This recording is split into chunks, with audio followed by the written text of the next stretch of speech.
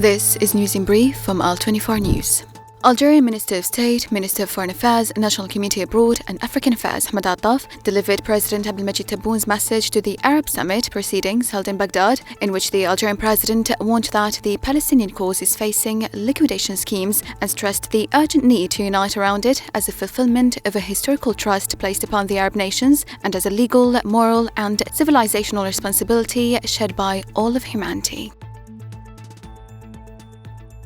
The Zionist occupation is ramping up airstrikes on the Gaza Strip, killing at least 150 people and injuring 450 others in one day in the deadliest bombing campaign since shattering the truce in March, in what media reports say is a preparation for a massive new ground incursion to conquer Gaza and maintain a prolonged military presence there. UN Secretary-General Antonio Guterres expressed concern over such endeavors while rejecting plans to displace Gazans from their land, as 71% of the Strip is currently under displacement orders.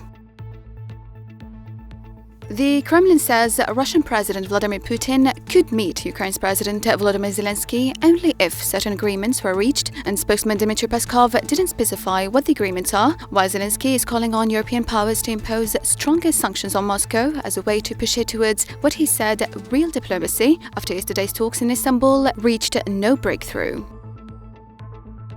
As the fourth round of Iran-US nuclear talks ended in Oman last Sunday, Iran's President Masoud Pezeshkian says President Donald Trump is speaking about peace while simultaneously threatening to use military action, adding that Tehran would continue the talks but is not afraid of those threats. His statements were later backed by Supreme Leader Ali Khamenei, who accused the US president of lying about his stated desire for peace in the region after Trump's warning that something bad's going to happen if no deal is reached. This was today's News in Brief from Al24 News.